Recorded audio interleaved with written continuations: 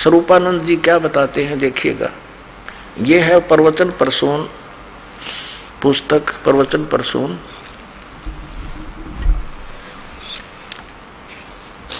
ये आपके समक्ष है और ये कहाँ से छपी है? दंडी स्वामी स्वरूपानंद सरस्वती जी महाराज के प्रवचन है, श्री द्वारका शारदा पीठ से प्रकाशित है। प्रकाशक है स्वामी सदानंद सरस्वती, श्री शारदा पीठ द्वारका, जामनगर गुजरात, दूरभाषित में। ये आपको दिखाई दिया था सारा। और ये दो शब्द में स्पष्ट किया है कि ये सन 1967 में पूज्यपाद श्री स्वामी स्वरूपानंद सरस्वती जी महाराज के प्रवचनों का संकलन है। अब इसके 111 पृष्ठ पे दिखाते हैं। ये 111 पृष्ठ पे है। इन्होंने क्या बताया है कि प्रकृति त्रिगुणात्मिका होती है। 3 गुण हैं, सत्व, रज और तम। प्रकृति के 3 गुण अंतःकरण में ही भी रहते हैं, वह कर्म से घटते बढ़ते रहते हैं। ये क्या बताते हैं? प्रकृति इन 3 गुणों को कहते हैं सत्व, रजो और तम, या इनकी प्रकृति है दंडी स्वामियों की। पुण्यात्माओं, ये तो हैं इनके अपने विचार। और हमारे सदग्रंथ क्या बताते हैं?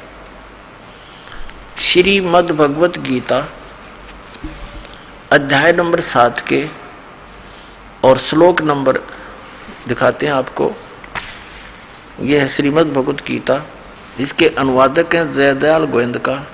ये गीता प्रेस गोरखपुर से प्रकाशित है। इसके 7वें अध्याय का 4 और 5 श्लोक दिखाते हैं। अध्याय 7 4 और 5 में क्या कहा है कि पृथ्वी, जल, अग्नि, वायु, प्रकाश, मन, बुद्धि और अहंकार भी इस प्रकार यह 8 प्रकार से विभाजित मेरी प्रकृति है। ये मेरी अपरा यानी जड़ प्रकृति है। प्रकृति क्या बताया गीता जी में? पृथ्वी यानी 5 तत्व, मन, बुद्धि और अहंकार, ये 8 प्रकार की प्रकृति है, ना कि 3 गुण की।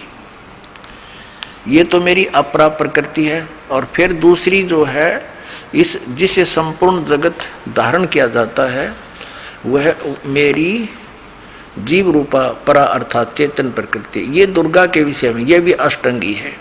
और ये 8 अवयवों से मिलकर प्रकृति बनती है, ना कि रजगुण, सतगुण, तमगुण से।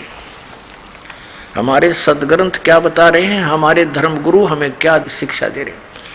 अब इन शंकराचार्य से किसी ने प्रश्न किया कि श्री ब्रह्मा जी रजगुण है, श्री विष्णु जी सतगुण है और श्री शिव जी तमोगुण है, क्या आप सहमत हैं? तो ये कैसे घुमाते हैं, क्योंकि उनको ज्ञान तो है नहीं सदग्रंथों का। और ये कहते हैं कि हम पुराणों को सत्य मानते हैं। ये क्या घुमाता है कि भगवान एक ही है और वो भगवान रजोगुण के साथ रजगुण से ब्रह्मा बन जाता है और सतोगुण को लेकर के वो विष्णु रूप धारण कर लेता है और तमोगुण को लेकर के वो शिव रूप धारण कर लेता है। वो एक ही है। अब हमारे सदग्रंथ क्या बताते हैं, ये आपके रूबरू कराते हैं। ये देखिएगा, ये मार्कंडेय पुराण है, गीता प्रेस गोरखपुर से प्रकाशित है। ये देखिएगा, प्रकाशक एवं मुद्रक हैं गीता प्रेस गोरखपुर, गोविंद भवन कार्यालय कोलकाता का संस्थान। इनके फोन और फैक्स नंबर है। इसके 123 पृष्ठ पर हम चलते हैं। ये 122 से प्रारंभ करते हैं और फिर इधर 123 पर कंसेप्ट क्लियर होगा अपना। हम 122 से शुरू करते हैं। यहाँ से मार्कंडेय जी बोले, ये बताते हुए आ रहे, हम यही साथ में ही देखेंगे, यहाँ लिखा साफ ही। ये 123 पृष्ठ है।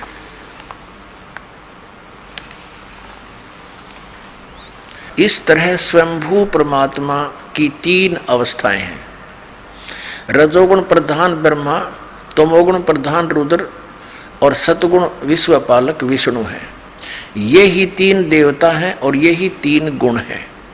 यानी इस उस परमात्मा से ये अलग हैं। रजोगुण प्रधान ब्रह्मा, तमोगुण प्रधान रुद्र और सतोगुण प्रधान विश्वपालक विष्णु हैं, और वे ही तीन देवता हैं और वे ही तीन गुण हैं। अब और कंसेप्ट क्लियर करेंगे। इन अज्ञानियों ने इतना अज्ञान फैला दिया है कि अब इसको हटाना कितना दूभर हो रहा है, देखिएगा।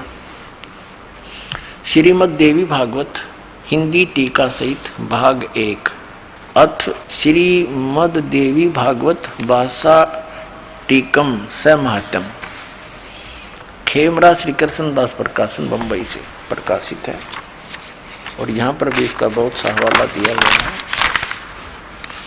ये सारा कुछ इनका और डिटेल लिखी हुई है यहाँ पर। अब इसके हम तीसरे स्कंद पर आते हैं।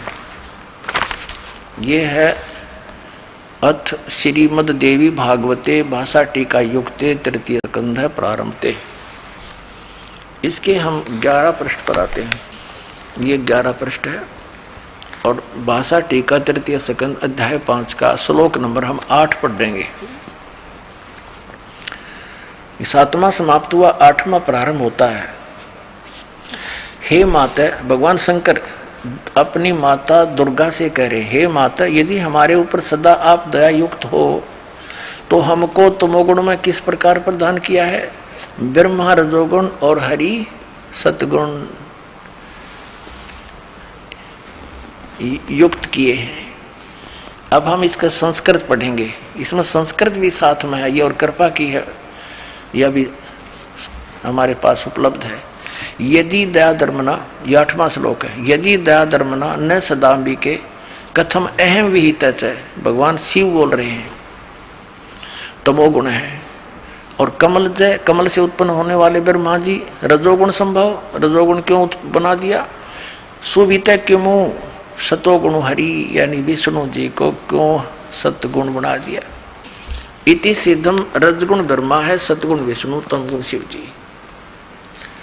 और इन हमारे शंकराचार्यों की ये इनके इष्ट देव कौन है? इनको तो शर्म आन लगी, क्योंकि इनको पता लग गया कि रामपाल के इस तत्व ज्ञान का प्रचार बहुत घना हो गया हिंदू समाज में, पुण्यात्मा शिक्षित हैं। अब इनको सु आ गया यु ज्ञान, अब इनको शर्म आने लगी अपने इष्ट देव बचाने में। ये दास बताओगे अब इनके कौन है इष्ट देव, देखिएगा। वैसे तो ये आपके समक्ष कर ही दिया। यह एक पत्रिका है श्री माता, और ये कहाँ से छपी है? Shri Mata computers private limited, ये यहाँ से देख लियो। अब इनके ये हैं इष्ट भगवान इन शंकराचार्यों के। ये नारायण यानी विष्णु जी आपके समक्ष है, और ब्रह्मा जी ब्रह्मा, और शिव भगवान सदाशिव, ये इनके सदाशिव है। और इनके जो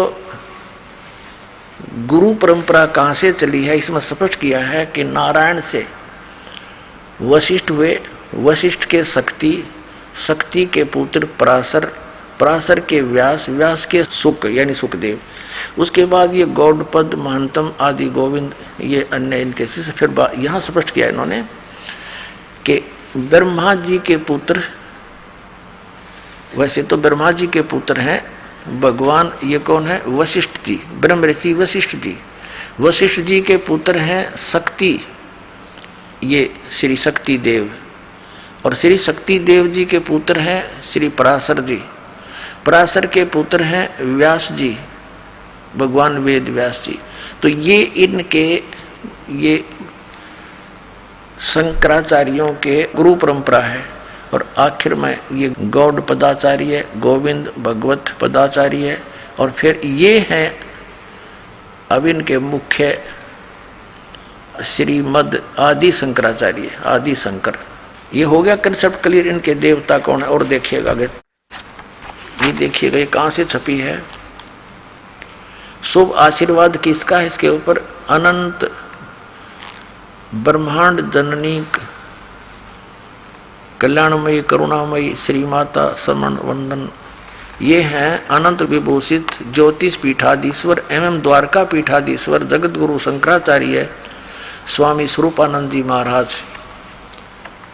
ये यहाँ से ये श्री माता, ये 97वां अंक है आषाढ़ पूर्णिमा का। और कौन से सन का, ये आपने देख ही लिया फर्स्ट पृष्ठ पे, ये 2009 का है, जुलाई 2009 का। अच्छा, इसमें आगे चलते हैं। इन्होंने स्पष्ट किया है ये प्रश्न नंबर 2 पर कि आवरण पर, आवरण माने यानी ऊपर टाइटल को पेज पर, गुरु परंपरा नारायण से आरंभ होती है और हमारे गुरु पर आकर समाप्त होती है, आदि शंकराचार्य पर। आवरण पर दिए गए चित्र नारायण से लेकर भी प्रमुख गुरु हैं, उन्हीं के हैं। आदि शंकराचार्य जी शांकर परंपरा के आदि गुरु माने जाते हैं। सभी को ज्ञात है कि उन्होंने देश के 4 दिशाओं में 4 वेदों को आधार बनाकर 4 शांकर पीठों की स्थापना की, जिस पर वर्तमान में 3 जगत गुरु शंकराचार्य विराजमान हैं। आवरण पर यानी मुख्य पृष्ठ पर उन सब के चित्र दिए। अच्छा, अब हम ये देखिएगा, एक पुस्तक है ज्योतिर्मय ज्योतिर्मठ, ये श्री स्वरूपानंद सरस्वती जी शंकराचार्य जी, ये देखिएगा, ये ज्योतिर्मय ज्योतिर्मठ जनवरी 2007। इसके संरक्षक हैं अनंत श्री विभूषित ज्योतिष पीठाधीश्वर एवं द्वारका पीठाधीश्वर जगत गुरु शंकराचार्य स्वामी श्री स्वरूपानंद सरस्वती जी महाराज। ये संपादक, लेखक व संकलनकर्ता विष्णुदत्त शर्मा, अध्यक्ष आध्यात्मिक उत्थान मंडल दिल्ली। ये इनके परामर्शकर्ता, प्रेरणा स्रोत सुबुदानंद ब्रह्मचारी जी। मुद्रक हैं फाइन प्रिंट एंड पैक्स। प्रकाशक हैं अखिल भारतीय आध्यात्मिक उत्थान मंडल, 1/3234 गली 2 रामनगर तिवारी, मंडोली रोड, सादरा, दिल्ली की। ये हो गए, ठीक है। अब इसमें देखना, ये है पूज्य श्री का संदेश, ये प्रश्न नंबर 2 पर स्वरूपानंद सरस्वती जी के अपने हस्त लिखित है, इनके पैड पर, ये इनका पैड है। हमारे शांकर अद्वैत दर्शन के अनुसार भूत भौतिक प्रपंच के मूल में प्रकाश और विमर्श 2 पदार्थ हैं, जो मणि और उसकी प्रभा के समान परस्पर अभिन्न है। प्रकाश शिव और विमर्श उसकी शक्ति है, पार्वती और परमेश्वर, या त्रिपुर सुंदरी या त्रिपुर सुंदर। यानी शिव को हो तो वो त्रिपुर सुंदर है और पार्वती को त्रिपुर सुंदरी है, त्रिपुर सुंदरी। और यहाँ देखिए त्रिपुर सुंदरी की पूजा कर रहे हैं पार्वती की श्री स्वरूपानंद जी, 6 पृष्ठ पे। भगवती श्री राजेश्वरी त्रिपुर सुंदरी देवी, ये इसके बारे में इनका प्रवचन है। ये श्री स्वरूपानंद जी इस त्रिपुर सुंदरी यानी पार्वती की पूजा कर रहे हैं। प्रश्न नंबर 11 पे इसी पुस्तक के पत्रिका के आदि शंकराचार्य के संक्षिप्त जीवन में क्या लिखा है कि लगभग 2500 वर्ष पूर्व शंकराचार्य का जन्म हुआ। यहाँ लिखा, गुरु परंपरागत मठों के अनुसार उनका आविर्भाव काल ईसा पूर्व 508 वर्ष माना जाता। ये या शब्द गलत लिखा इन्होंने, क्योंकि 32 वर्ष की आयु में उनकी मृत्यु हो गई थी, वो संसार छोड़कर चले गए थे। तो 508 में 32 कम कर दें तो 476 रह जाते हैं। तो ये दोनों उनका जन्म और मृत्यु समय इकट्ठा लिख दिया। यानी ईसा काल, ईसा से उनका आविर्भाव माने जन्म समय 508 वर्ष ईसा जी से पहले है, ये इनका ये है। और उनकी मृत्यु फिर 32 वर्ष के बाद होगी। तो ऐसे घटते हैं ये जब तक ईसा सन तक नहीं आते। तो आज सन 2012 में हम गिने तो श्री शंकराचार्य जी का जन्म आज से 2520 वर्ष पहले हुआ। ठीक हो गया। और उधर से इन्होंने लिखा है हिमालय तीर्थ नामक एक पुस्तक के पृष्ठ 42 पर कि उनके शिव रहस्य नामक पुस्तक में लिखा है कि भगवान आदि शंकराचार्य का जन्म कलयुग के 3000 वर्ष बीतने के पश्चात होगा, भविष्य वक्त वाणी थी। तो 3000 प्लस में आज 2520 मिला दें तो 5520 वर्ष आज कलयुग बीत चुका है। पुण्यात्माओं, इन तीनों गुणों की भक्ति यानी रजगुण ब्रह्मा, सतगुण विष्णु, तमगुण शिव जी, इन तीनों गुणों की भक्ति करने वालों को इस पवित्र श्रीमद् भगवद गीता में क्या संज्ञा दी गई है, इसकी एक झलक दिखाते हैं आपको। अब ये कंसेप्ट क्लियर हो गया कि रजगुण ब्रह्मा, सतगुण विष्णु, तमगुण शिव जी है।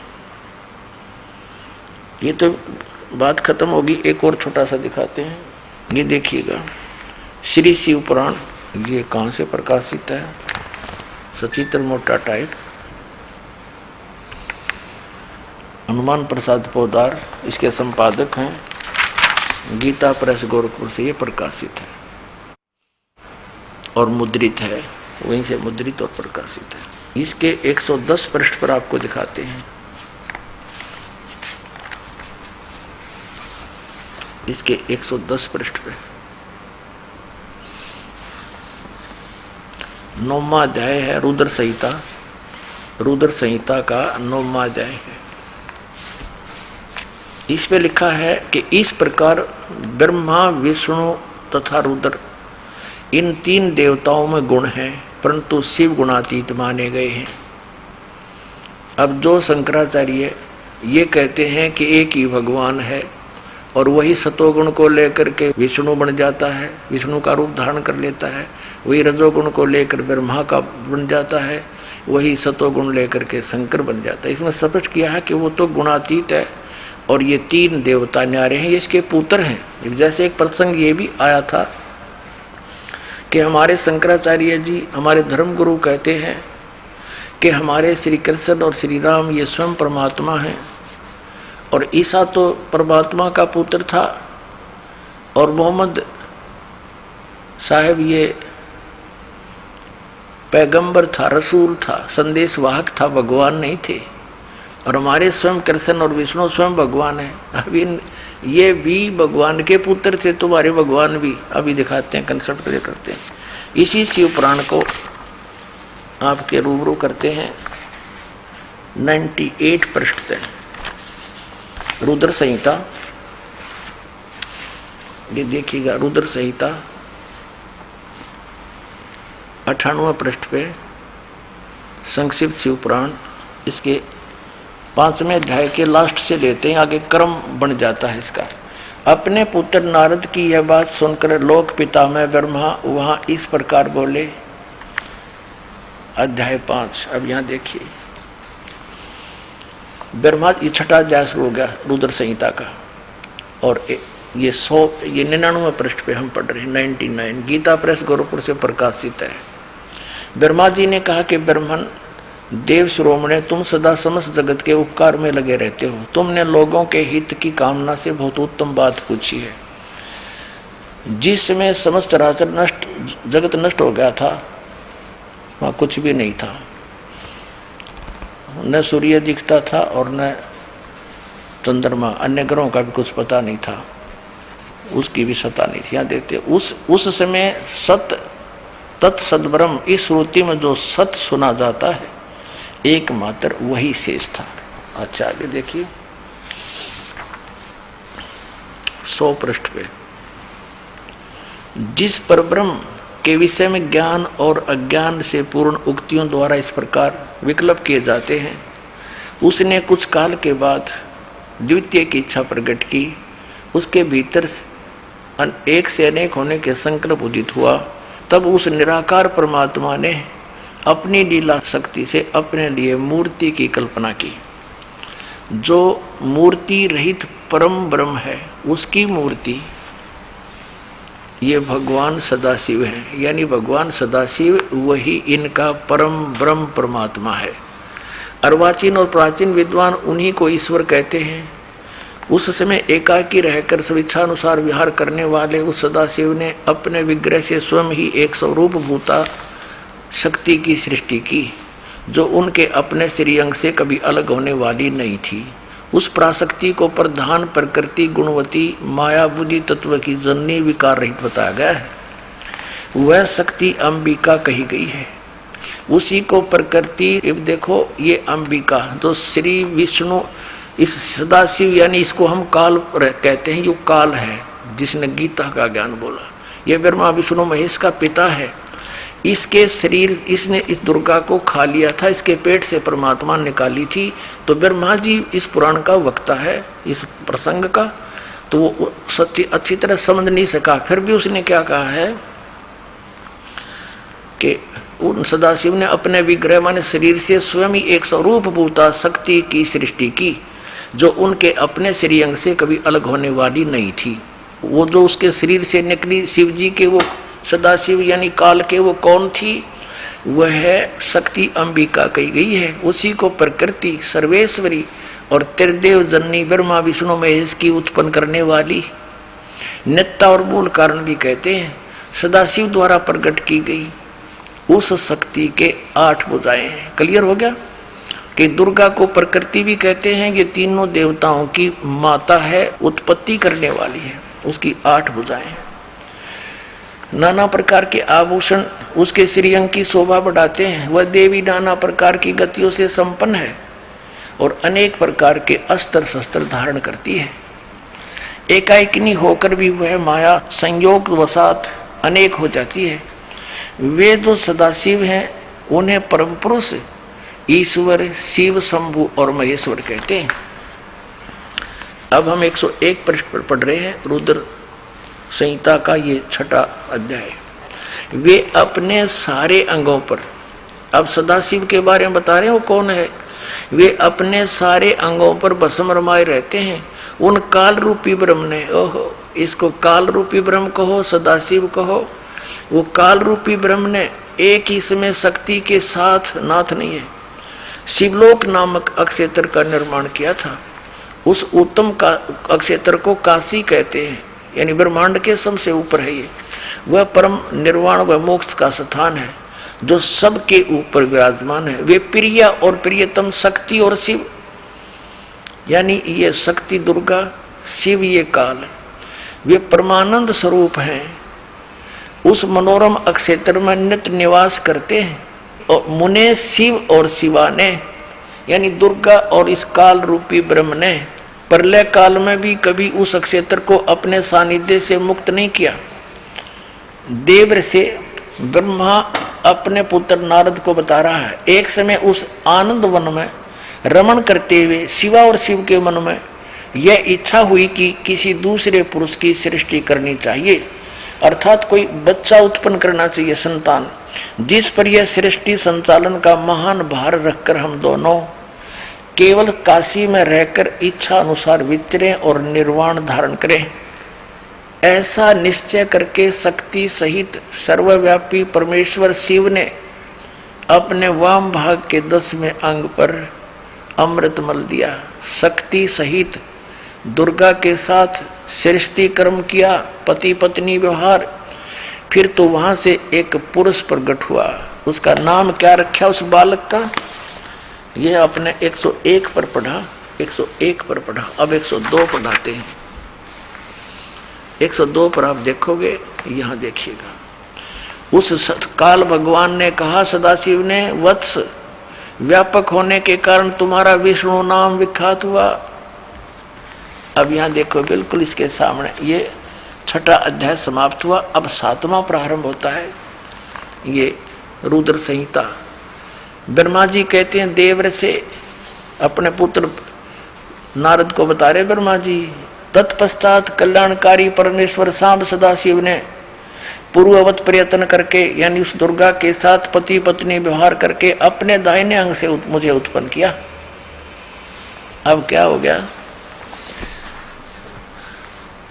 अपनात्मा विष्णु यु काल का पुत्र है और यु हमारे शंकराचार्यों का भगवान है, तो ये भगवान कैसे हो गया? ये भी इनके भगवान का पुत्र ही है। तो है इनका मिथ्या ज्ञान, वेशलेस, निराधार। और इन्हीं अटकलों पर ये हमें आपस में लड़ाते रहे, हिंदुओं के धर्म गुरु और मुसलमानों के धर्म गुरु।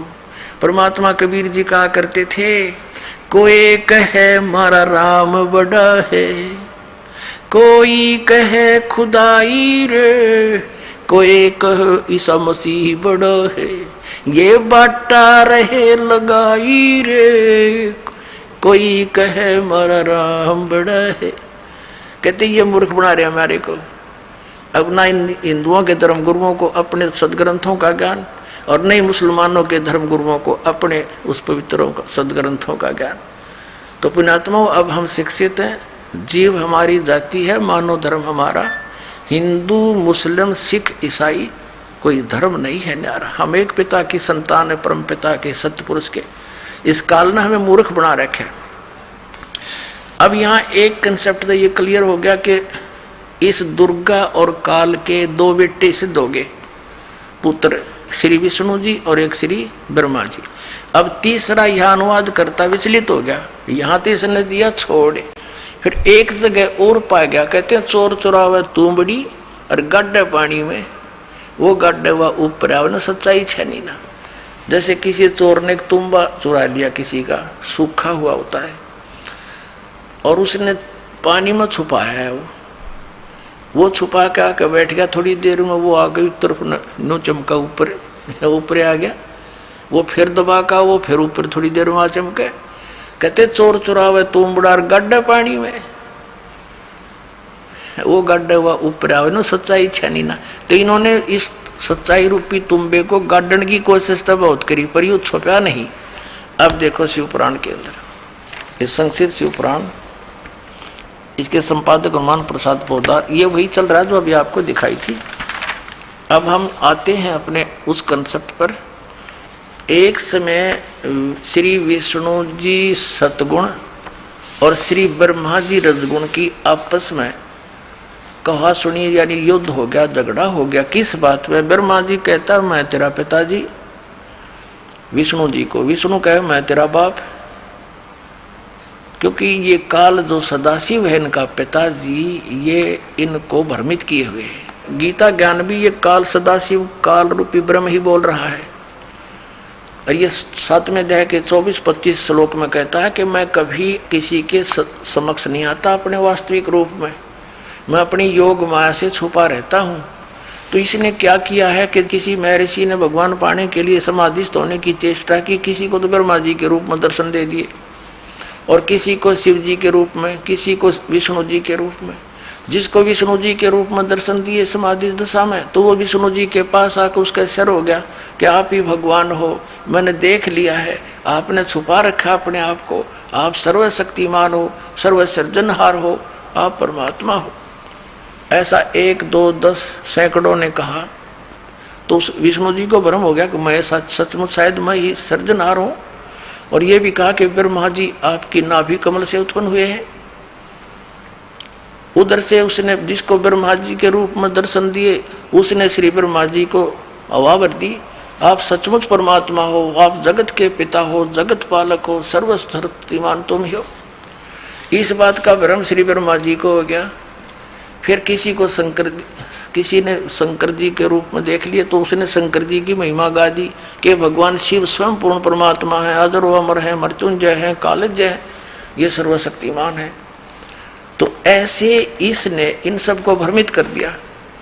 अब जैसा ये इसने प्रतिज्ञा कर रखी कि मैं कभी किसी के समक्ष अपने वास्तविक रूप में नहीं आऊँगा, क्योंकि श्रीमद् भगवद गीता का ज्ञान देते समय इसने जो विराट रूप दिखाया, तो अर्जुन को कहा था ये है मेरा विराट रूप। 11वें अध्याय के 32वें श्लोक में कहा कि मैं काल हूँ और इन सब को नाश करने के लिए प्रवृत्त हुआ हूँ, अब आया हूँ। 11वें अध्याय के 47 और 48 श्लोक में स्पष्ट किया है कि ये मेरा जो रूप तूने देखा, ये मेरा रूप है वास्तविक इस काल का। और कहता है मेरी प्राप्ति यानी इस रूप के दर्शन, भगवान प्राप्ति, ना वेदों वर्णित विधि से, ना गीता, ना किसी तप से, ना जप से, और ना किसी क्रिया से, किसी को नहीं हो सकते तेरे अतिरिक्त। ना पहले किसी ने देखा, ना आगे कोई देख सकता। आगे फिर क्या कहा कि चतुर्भुज, वो अपने चतुर्भुज रूप में आगे श्री विष्णु रूप दिखा दिया। ये कुछ भी रूप बना सकता है ये काल। तो फिर कहा कि चतुर्भुज रूप के दर्शन भी किसी वेदों वर्णित विधि से, ना जप से, ना तप से, किसी क्रिया से नहीं हो सकते, ये मेरी कृपा से ही किसी को हो सकते। तो ऐसे ये किसी को ब्रह्मा जी के रूप में दर्शन दे दे, कभी किसी को विष्णु जी के रूप में दर्शन दे देता है, किसी को शिव रूप में दर्शन दे देता है, ऐसा ही। तो इन दोनों को भ्रम हो गया। ब्रह्मा जी ने सोच लिया I am God, Vishnu ji ने सोच लिया मैं ही परमात्मा हूं, करता हूं। इन दोनों का रोड़ा हो गया, झगड़ा हो गया। इन दोनों का युद्ध समाप्त करने के लिए इनके पिता ने, इस सदा शिव काल ने, काल रूपी ब्रह्म ने इनके बीच में एक तेजों में पिलर स्तंभ गाड़ दिया। ये युद्ध तब भूल गए, उसका ऊपर नीचे खोजने लग गए। फिर ये स्वयं अपने पुत्र शिव का रूप धारण करके खड़ा हो गया आके। ये ऐसे आता है, अपने वास्तविक रूप में कभी प्रकट नहीं होता। इसने प्रतिज्ञा कर रखी है गीता जी के 7वें अध्याय के 24 और 25 में कि ये मूर्ख जन समुदाय मुझे कृष्ण मान रहा होगा। मुझ अव्यक्तम व्यक्तिम आपना मनन्ते, मुझ अव्यक्त को मुझे कृष्ण रूप में व्यक्ति आया मान रहे होंगे। आई एम नॉट कृष्ण, मैं अपनी योग माया से छुपा रहता हूँ, मैं कभी किसी के समक्ष नहीं होता। ये मेरा अटल अनुतम अवय, यानी अवय माने अविनाशी नियम है, विधान है, घटिया नियम है। क्योंकि जो पिता अपने पुत्रों से छुप रहा हो घटिया है, कभी सामने नहीं आता, उसमें दोष है कोई ना कोई। क्योंकि ये 1 लाख मानव शरीरधारियों को नित खाता है, इस कारण से छुप के रहता है। अब यह प्रसंग चल रहा है कि ब्रह्मा विष्णु महेश और शिव इनका पिता है यु सदा काल रूपी ब्रह्म। अब देखियो, तो इन दोनों के बीच में स्वयं आकर के इनको ज्ञान देने लगा। फिर देखिए, ये है पृष्ठ 24 पे, ये ब्रह्मा विष्णु महेश के युद्ध हो रहा था। इनके बीच में यो पिलर स्तंभ, यो लिंग खड़ा कर दिया तेजों में। अब 25 पर हम पढ़ेंगे। तो इन्होंने दोनों ने, ब्रह्मा जी और विष्णु जी ने आपस में इनसे कुछ प्रश्न किए इस काल रूपी ब्रह्म से। ब्रह्मा और विष्णु ने पूछा, प्रभु सृष्टि आदि 5 कर्तव्य के लक्षण क्या है, ये हम दोनों को बताइए। भगवान शिव बोले, फिर वो बताने लग गया। अब हम अपने मतलब की बात पढ़ेंगे। अब 26 पे आ जाते हैं।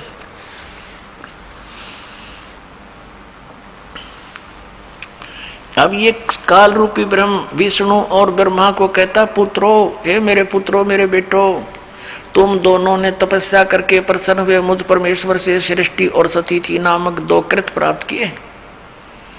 ये दोनों तुम्हें बहुत प्रिय है। इसी प्रकार मेरी विभूति स्वरूप रुद्र और महेश्वर ने, ये मैं नहीं है, 2 उत्तम अन्य कृत संहार और तिरोभाव प्राप्त मुझसे प्राप्त किए, परंतु अनुग्रह नामक कृत दूसरा कोई प्राप्त नहीं कर सकता। अब देखो, ये 2 पुत्र थे, विष्णु और ब्रह्मा हो गए, रुद्र और महेश्वर ये न्यारे हो गए। ब्रह्मा और विष्णु ने तो सृष्टि और सतीथि नामक 2 जॉब दे रखी हैं, इसने 2 विभाग दे दिए। और रुद्र और महेश्वर ये 4, इनसे अलग है ये वक्ता, ये इनका पिता है। अब हम यहाँ इतना स्पष्ट करना चाहते हैं। अब यहाँ इसने इनको ये भी कहा कि तुम भगवान नहीं हो, तुम भगवान नहीं हो। देखिए, ये तो केवल हिंदी वाली, देखिए अपने गीता प्रेस गोरखपुर से प्रकाशित पवित्र शिव पुराण। अब जिसमें संस्कृत भी विद्यमान है वो आपके रूबरू कराते हैं पवित्र शिव पुराण। ये क्या बताते हैं? शिव महापुराण हिंदी टीका सहित भाग 1, श्री शिव महापुराण, विधि अवरिधि पंडित ज्वाला प्रसाद जी मिश्र कृत हिंदी टीका सहित, खेमरा श्री कृष्णदास प्रकाशन बम्बई, ये यहाँ मुंबई यहाँ से छपी। और वो डिटेल लिखी यहाँ पर खेमचंद कृष्णदास की, ये सारी डिटेल इस पर, ये कहाँ से मुद्रिक प्रकाशक ये हैं इनके। अब इसके हम आते हैं ये 11 पृष्ठ पे, विद्वेश्वर संहिता, वो भी विद्वेश्वर संहिता हमने पढ़ी 11 पे। विद्वेश्वर संहिता भाग 1 अध्याय 6 का। यहाँ पर नंदीकेश्वर बोले,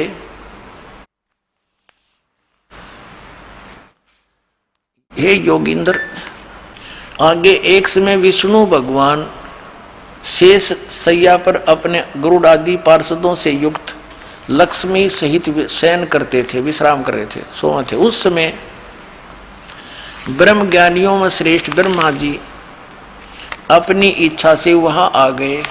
सब प्रकार सुंदर सेज पर शयन करते हुए कमल लोचन विष्णु जी से पूछने लगे। ये ब्रह्म ज्ञानियों में श्रेष्ठ है, ब्रह्मा जी बताया इन्होंने।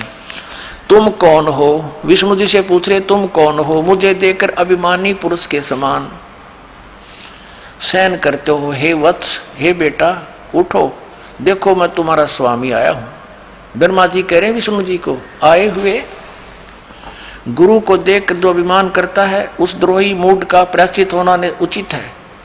यह सुनकर विष्णु के अंतर में तो छो उठा, क्रोध हुआ, परंतु बाहर से शांत रहे और बोले बेटा वत्स, तुम्हारा मंगल हो, बैठो, इस आसन पर विराजो। इस समय तुम्हारा नेत्र कुटीर और मुख वक्र क्यों हो गया? यानी बांगा मुंह क्यों कर रहा है तू? ब्रह्मा जी बोले हे वत्स विष्णु, हे बेटा विष्णु, तुमको समय के प्रभाव से अभिमान है। हे पुत्र, मैं तुम्हारा रक्षक और जगत का पितामह हूँ। विष्णु जी बोले ये सब जगत मुझ में स्थित है, तुम चोर के समान किस प्रकार अपना कहते हो? तुम मेरी नाभि कमल से उत्पन्न हुए हो, इससे मेरे पुत्र हो, मुझे पुत्र कहना व्यर्था है। नंदीकेश्वर बोले इस प्रकार ब्रह्मा और विष्णु दोनों ही रजोगुण से मुक्त होकर विवाद करने लगे। मैं श्रेष्ठ हूं, मैं स्वामी हूं, ऐसा कहकर एक दूसरे को मारने की इच्छा से युद्ध करने में उत्सुक हुए। तब संपूर्ण देवता विमानों में बैठकर उस महा अद्भुत युद्ध को देखने चले आए और आकाश में उनके ऊपर फूल बरसाने लगे। वाहे देवताओं, हे भगवान, ये हमारे देवता, ये ब्रह्मा विष्णु तो कट कर मरण हो रहे हैं और ये फूल बरसाओ, शाबाश, कर दो काम। अरे देवताओं के काम है ये, देवताओं के ये लक्षण होते हैं। दो भाई लड़ रहे हों, बीच बिचाला करवावे, छुटवावे उनको, उनका कंप्रोमाइज करवावे। और हमारे देव जी, ये देवता हमारे फूल बरसाने के, शाबाश, मरो लड़के। अब हम अपने प्रसंग पर आते हैं कि फिर ये जब आपस में झगड़ रहे थे, इनके बीच में इसने सतम खड़ा कर दिया, ये स्वयं आ गया। फिर ये क्या कहता है इनका बाप पिताजी? काल, सदा ब्रह्म रूपी काल। हम संक्षिप्त सा लेते हैं, ज्यादा आगे नहीं जाएंगे। अब देखिएगा इसके 17 पृष्ठ पर विद्वेश्वर संहिता, पहले हमने 11-12 पृष्ठ पढ़ा, अब 17 पर आ गए हम। विद्वेश्वर संहिता भाग 1 अध्याय 9 है ये। अब यहाँ क्या बताया है कि फिर वो नंदीकेश्वर बोले इस प्रकार, आगे बताता है कि उन दोनों की अज्ञानता और वैर को दूर करने के अर्थ दोनों से कहा उस इनके पिताजी ने कि मेरे सकल और निष्कल ये दो वेद से दो रूप हैं, परंतु और ईश्वर नहीं, इस कारण उनके दो रूप नहीं हो सकते। पहला सतम रूप और पीछे मूर्तिमान रूप धारण किया है, इसमें ब्रह्म रूप निष्कल है, वो निसकल, यानी वो सतम खड़ा करा पिलर होता है का, वो तो मेरा निष्कल निराकार रूप है। और ईश्वर रूप सगुण है, मैं खड़ा हूं ना, ये मेरा सगुण रूप है। मेरे ये दोनों रूप सिद्ध हैं, दूसरे किसी के नहीं। अब यहाँ हो सकती, इस कारण तुम दोनों को अथवा दूसरों को ईश्वरत्व की प्राप्ति नहीं हो सकती। तुमने जो अब अज्ञानता से अपने को ईश माना, ये बड़ा ही अद्भुत हुआ। उसके दूर करने को ही मैं रण स्थान में आया हूं। अब ये इनका पिता कह रहा है कि तुम यू आर नॉट गॉड, तुमने जो अज्ञान से अपने को ईश यानी भगवान मान लिया, ये बहुत अचरज हो गया, तुमने बहुत गलत कर दिया। अब तुम्हारी बुद्धि ठिकाने करने के लिए मैं आया हूं, दूर करने के लिए रण स्थान में आया हूं। अब तुम अपना अभिमान त्याग कर मुझ ईश्वर में अपनी बुद्धि लगाओ। मेरे प्रसाद से लोक में सब अर्थ प्रकाश करते हैं। अब देखो ये कहता है जगत का वर्धक होने से मैं ब्रह्म हूँ, इस तरह इसने अपनी फिर आगे महिमा बनाई है अपने आत्माओं। अब फिर 18 पृष्ठ पर देखिएगा। अब कति कंसेप्ट क्लियर करना पड़ेगा ना, या फिर बात रह जाएगी। 10वां अध्याय 9वां या समाप्त हो जाता है। इति श्री शिव महापुराणे विद्वेश्वर संहिता भाषा टीकायाम 9वां अध्याय इति हो गया, यहाँ समाप्त हुआ। अब यहाँ स्टार्ट हो गया 10वां। इस 10वें के इसने आगे 10वें श्लोक में क्या बताया कि पुत्रों, वही जो हिंदी वाले में भी था, हे पुत्रों यह कृत आपने तप से प्राप्त किया है। ब्रह्मा और विष्णु से कहता है सृष्टि और स्थिति उत्पत्ति, यानी सृष्टि की उत्पत्ति और पालन कहता है, सो मैंने प्रसन्न होकर तुम्हें दिया है। आगे देखो, इस प्रकार दूसरे 2 कृत रुद्र और महेश को प्रदान किए। अब हम यहाँ सिर्फ इतना ही कंसेप्ट क्लियर करना था,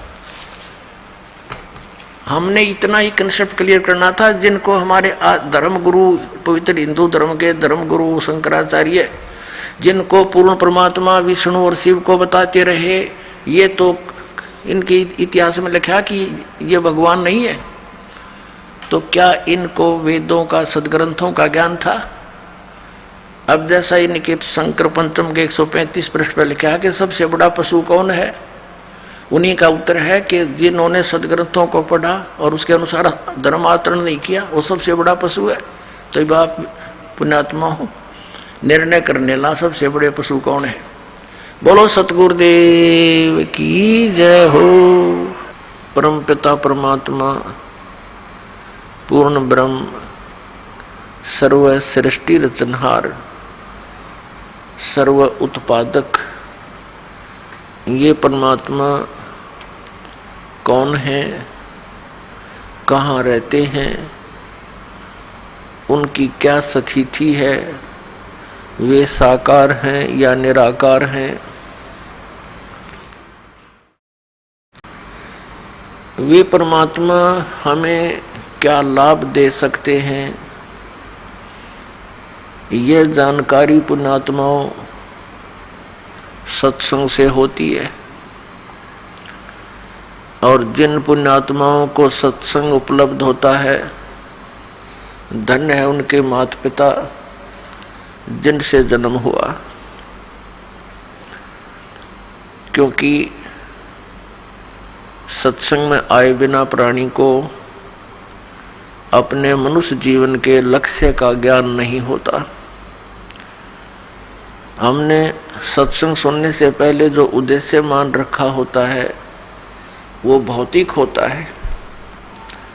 सत्संग में आने से हमारा आध्यात्मिक उद्देश्य बनता है, जो इस मनुष्य जीवन का मूल कर्तव्य है, आवश्यक कार्य है। जैसे अपने निर्वाह के लिए जो क्रियाकर्म हम करते हैं वो तो मजबूरी है और प्रत्यक्ष दिखाई देती है, वो भी हमने करनी पड़ेगी क्योंकि वो हमारी व्यवस्था है, मजबूरी है। यदि हम इस शरीर के अंदर कुछ भोजन फीड नहीं करेंगे तो ये काम करना छोड़ देगा। इसकी सुरक्षा नहीं रखेंगे, कोई झोपड़ी मकान महल कमरे बनाकर, तो भी इसको हानि हो गई तो ये व्यर्थ हो जाएगा।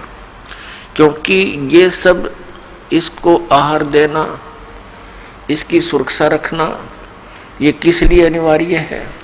केवल इसीलिए नहीं कि हमने बच्चे पैदा करने हैं, फिर उनको पालना पोसना है, उनका विवाह कर देना है और फिर मर जाना है। ये तो जो क्रिया है ये हमारे प्रारब्धवश सब हो रही है, ये तो हमारी मजबूरी है।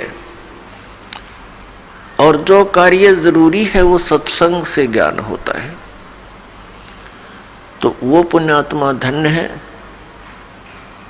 जो सत्संग के अंदर आकर के इस अध्यात्म मार्ग को ध्यान पूर्वक सुनते हैं। कुछ एक सत्संग में भी आते हैं, यहाँ बैठकर भी अन्य ही चिंतन करते रहते हैं, क्योंकि हमारे ऊपर इतना प्रेशर डाल रखा है इस काल भगवान ने, ऐसी परंपराएं बनवा दी हमारी कि हम सारा जीवन उन्हीं को पूरा करने में मर जाते हैं। जैसे बड़ी बड़ी कोठियां बनाना, विवाह के अंदर एक विशेष ड्रामा करना, एक से बढ़कर एक दान लेना और देना हमने एक परम कर्तव्य मान लिया। एक शोभा मान ली जो हमारी शत्रु है। अध्यात्म मार्ग में सबसे बड़ी शत्रु है ये वस्तु जो हम सर्व अधिक करते हैं। एक प्लॉट ले लिया, संतुष्टि नहीं, दूसरा और ले लूं। एक कोठी बना ली, संतुष्टि नहीं, एक और बना दूं। उद्देश्य चाहे कैसा भी रहे कि अधिक बिक जाएगी, ज़्यादा कीमत मिल जाएगी, धनी हो जाऊंगा। धनी होकर क्या करेगा? बेटी का विवाह करूंगा, उसमें पैसे लगाने पड़ेंगे। कोठी और बना लूंगा, दुनिया में शान बन जाएगी। इसी जोड़ तोड़ में मृत्यु हो जाती है। ना वह कोठी काम आई, ना ही वो चिंतन काम आया। फिर कुत्ता बनकर वहीं पर सैर सपट्टे कर रहा है उस कोठी के आसपास, उसमें कोई घुसने नहीं देगा। फिर तो पुण्यात्माओं, सत्संग में आने से प्राणी को ज्ञान होता है कि हम क्या कर रहे हैं, हमने करना क्या चाहिए था। तो फिर हमारी दिशा बदल जाएगी, और दिशा बदलने के बाद फिर हम उस क्रिया को करेंगे जो मनुष्य जीवन की आवश्यक है। इसके साथ साथ जो निर्वाह के लिए कर्म है वो भी करेंगे, ये अनिवार्य है। वो हमारा एक आवश्यकता है हमारी उसकी शरीर निर्वाह के लिए, तो उसको भी हम मिनिमाइज करेंगे, तभी हम भक्ति कर पाएंगे। बच्चों का विवाह भगवान ने करके भेजा होता है। ये आपकी भूल है कि हम ही उसका संयोग जोड़ते हैं। एक पुत्री के वर खोजने के लिए 3-3, 4-4 वर्ष भटकता रहता है व्यक्ति, और जब समय आता है परमात्मा अपने आप संयोग जोड़ देता है। तो उसके बाद फिर ड्रामाबाजी हमारी रह जाती है। पता नहीं क्या क्या उसके उपलक्ष्य में हम 36 फंड करते हैं, कहीं डीजे बजाते हैं, पता नहीं क्या क्या सामान खरीद के दिखाना, लोग दिखावा। फ्रिज है, कूलर है, फलाना है, दकड़ा है, मशीन है, और वो आगे सारा कति काम नहीं आती। 20 वर्ष तक पड़ी पड़ी जरे वहां पर। तो कहने का भाव ये हमने कम करना है। परमात्मा से जोड़ दो अपने बेटा और बेटियों को। जिसके साथ भगवान हो गया फिर उसको कमी काहे की रहेगी। हमारा विश्वास उठ चुका है भगवान से, क्योंकि हम शास्त्र विधि को त्याग कर मनमाना आचरण करते रहे, जिस कारण से भगवान से मिलने वाली जो सहायता थी वो हमें प्राप्त नहीं हुई। भगवान की भक्ति करते करते भी हम ज्यों के त्यों बने रहे। आपदाएं आती रही, निर्धन होते चले गए, व्यवसायों में घाटे बनते चले गए, भगवान से आस्था हट गई। एक जगह गए, दूसरी जगह गए, वहाँ भी बात नहीं बनी, तीसरी जगह गए, चौथी जगह गए, नहीं बात बनी, तो अंत में हम नास्तिक हो जाते हैं कि भगवान है ही नहीं। तो पुण्यात्माओं, ये सत्संग विश्व के अंदर जो बरवाला आश्रम के अंदर है, ये सत्संग कहीं पर नहीं है। ये अभिमान नहीं, ये यथार्थ ज्ञान जानना, क्योंकि ये वो ज्ञान है जो परमात्मा ने स्वयं आकर बोला है, जिसको सूक्ष्म वेद कहा है, जो 5वां वेद है। इस 5वें वेद के अंदर ये ऑल इन वन है। ये 5वां वेद जो है ये ऑल इन वन है, और उसी के सहयोगी ग्रंथ जो हैं, इस 5वें वेद के सहयोगी ग्रंथ हैं, वो उन महापुरुषों की अमर वाणी जिनको भगवान मिले। पुण्यात्माओं, हम अध्यात्म मार्ग के यदि भूत के विषय में विचार करें कि इन ऋषियों ने कितने कठिन प्रयत्न किए, हजारों वर्षों तक इनके इतिहास बताते हैं। इन्होंने साधनाएं की, हठ योग किया, जैसा भी क्रिया इनको किसी ने बताई, सिर धड़की बाजी लगाई, लेकिन परमात्मा नहीं मिले। इसलिए उन सभी का अनुभव ये कह रहा है कि गॉड इज फॉर्मलेस, परमात्मा निराकार है। तो पुण्यात्माओं, क्या उनको भगवान मिला?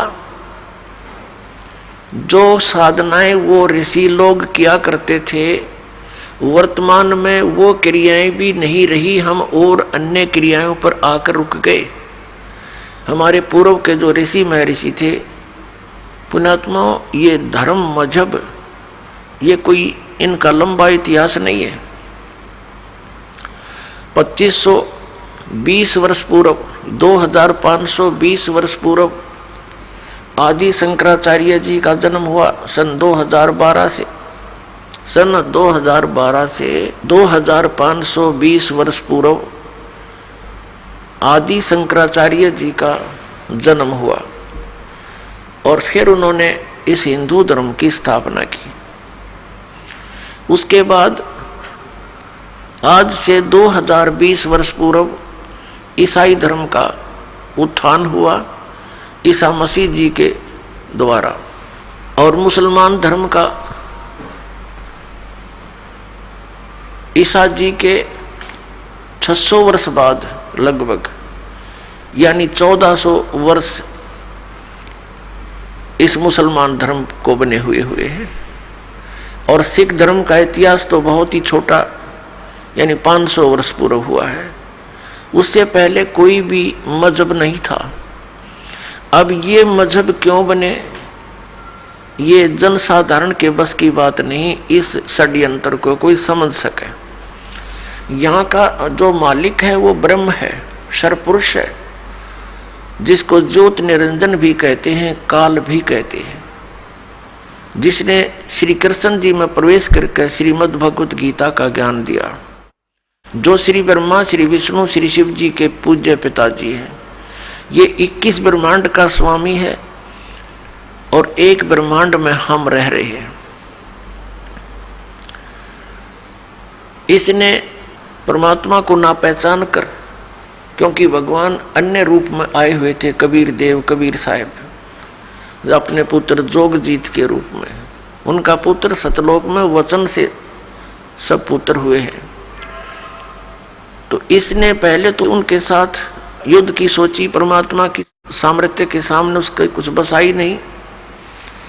फिर उसके पश्चात देखा उसने कि जोगजीत बहुत प्रबल शक्ति युक्त है, पैर पकड़ लिए, हाथ जोड़ लिए और इस लोक में आने का कारण पूछा, क्योंकि ये 21 ब्रह्मांड परमात्मा के मूल स्थान से 16 शंख कोश की दूरी पर है। एक शंख नील पद्म शंख होता है, ये ऐसी गिनती है। तो जब इस काल भगवान ने, जो यहाँ का स्वामी है, जिसने ये मजहब बना दिए ईब कलयुग में, तब उसने पूछा कि आप जोगजीत बड़े भाई, क्योंकि ये काल भी उस परमेश्वर का ही पुत्र है, ये बागी हो गया, इसने वहाँ बहुत बकवाद कर दी, जिस कारण से इसको निष्कासित कर दिया। और हम अपनी नालायकी के कारण अपने पिता से आस्था हटाकर इसके ऊपर आसक्त हो गए। तो जहाँ आशा तहाँ बासा हुई, हम इसके साथ भगवान ने भेजने पड़ गए। हम अपनी इच्छा से यहाँ आ गए, जबकि परम पिता ने यहाँ होने वाले कष्टों से हमें आगाह भी करा दिया था, लेकिन हम माने नहीं, आसक्त हो गए थे, जिस कारण से हम यहाँ फंस गए। तो जब हम यहाँ बहुत दुखी हुए, क्योंकि हम उस परम पिता कबीर भगवान के परम अक्षर ब्रह्म के पुत्र हैं, सभी चींटी से लेकर हाथी तक जितने भी स्त्री या पुरुष हैं, मनुष्य जीवन है, मानव है, ये सभी उस परमात्मा की आत्माएं हैं। हम सतलोक में रहा करते थे, वह हमारा जन्म और मृत्यु नहीं होता था। और वही बात आज भी हमें खटकती है। हम यहाँ कितने ही कष्ट उठा रहे हैं, नो प्रॉब्लम, लेकिन हम मरते हैं, ये भारी प्रॉब्लम। हम वृद्ध होते हैं, ये सबसे बड़ा बुरा लगता है हमें। क्यों लगता है? क्योंकि हम वहाँ रहा करते थे जहाँ ये दोनों नहीं थे, ना वृद्धावस्था थी और ना ही ये मृत्यु थी। अब देखो, हम मुश्किल से तो एक मकान बनावें, फिर परिवार होए, उसमें मोह ममता कितने प्यार से हम रहते हैं, फिर एकदम मृत्यु हो जाती है। बताइए, कोई बात हुई? ये को रहने का स्थान है, आंखें बंद कर रखी हमारी इस काल ने, क्योंकि हम इससे आगे सोच नहीं सकते, ऐसी बुद्धि बांध दी हमारी। तो इस ज्ञान को देने के लिए परमात्मा स्वयं आते हैं। जब हम यहाँ दुखी देखे उस परमात्मा, क्योंकि जिसके बच्चे बेटा बेटी दुखी हो जाते हैं वो माता पिता चैन से नहीं रह सकते। पार ना बसावे वो अलग बात है, लेकिन रो तो सकते ही हैं।